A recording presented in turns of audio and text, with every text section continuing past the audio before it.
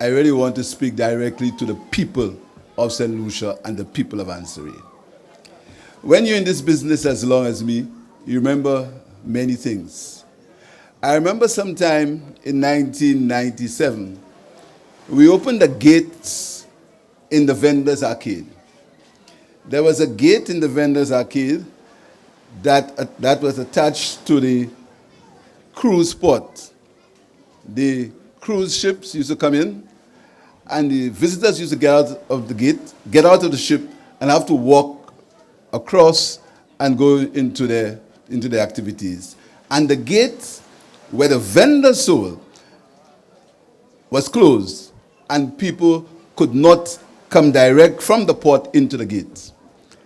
And to open that gate, there was a whole story. But finally, we got that gate opened.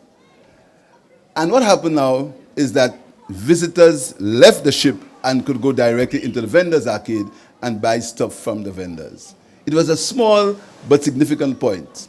It was a point that said that for the tourism industry to be successful, the people, and I make no apologies in saying the people had to benefit.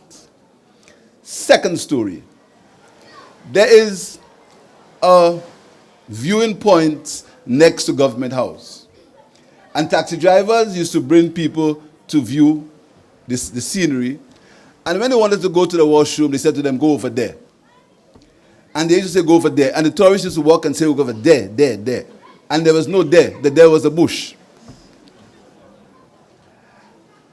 And we decided in the Ministry of Tourism to build a simple toilet facilities for these people.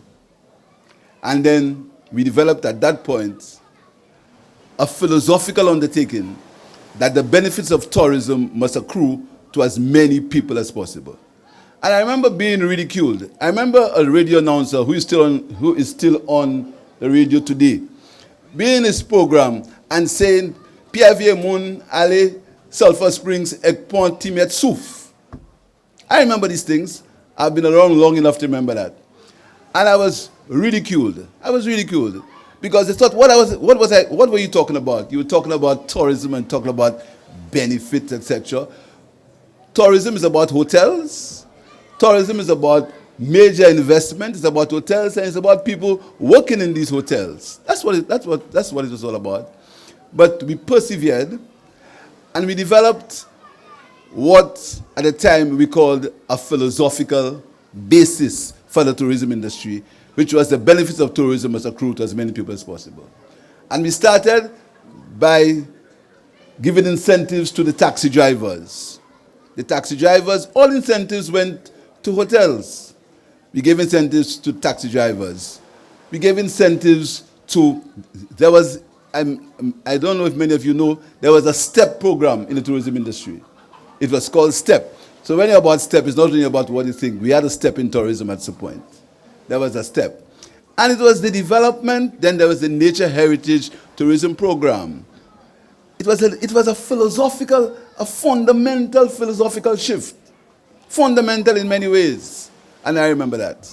And I remember one day working with Ernest in London and saying to him, look at what we have to compete with as far as tourism is concerned. I don't know whether you remember that. We were somewhere, and there were the tourism, it was a place where there were many cafes and people outside selling. I said to him, look at what we have to compete with as far as tourism is concerned.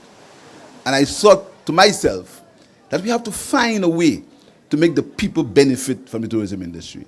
And I'm very happy, I'm pleased that I'm back in a government that understands that people must benefit from anything that a government does. People must benefit. And we make no apologies for that. Absolutely no apologies for that.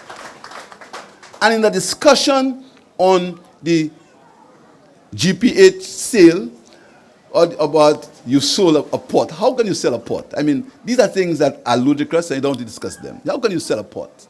Where is the bill of sale? What is clear is that the vendors will be well taken care of, and the vendors in the vendors arcade for the first time, will be able to have proper facilities from which they can share and sell their produce. For the first time. And that is going to happen.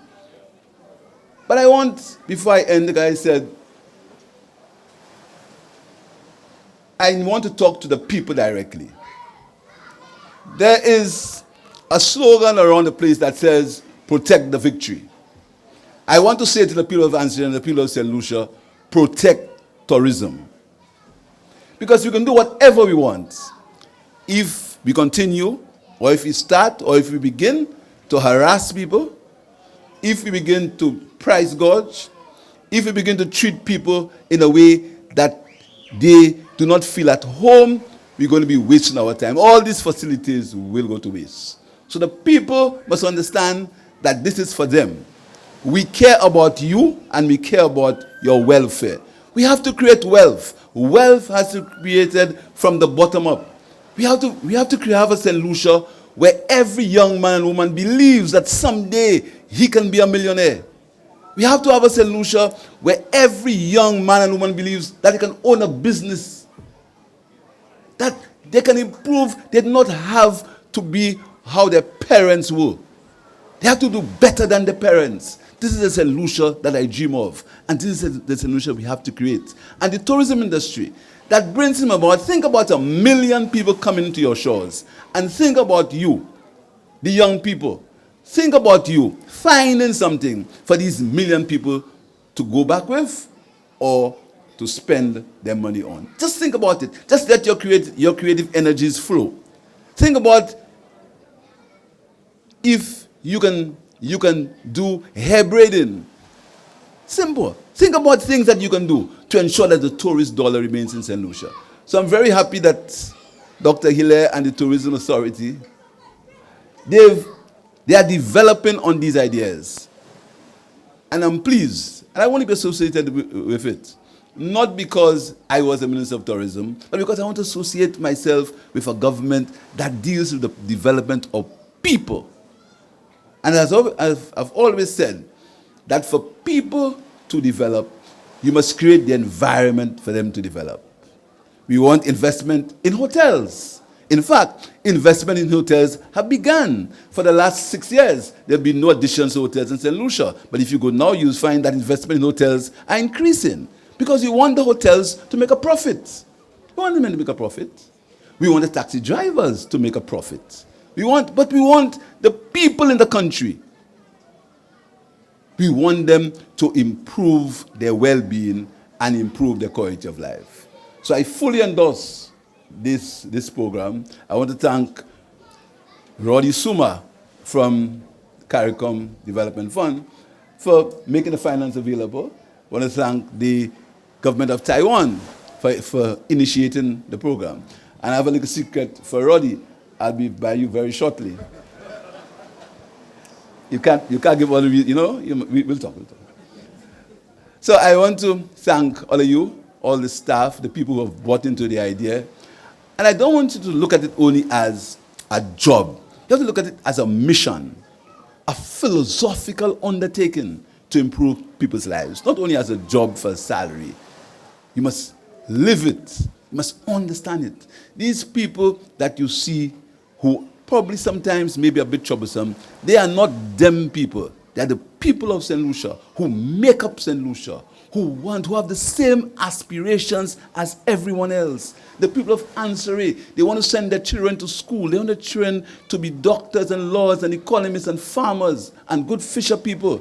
They have the same aspirations. The people of Marchand have the same aspirations. They have the same needs. They have the same feeling. What you must do is give them the same opportunity. And this industry, this community program will give them the opportunity. I want to congratulate you and wish you well and tell you within the confines of the budget, I will assist as far as I can. Thank you very much.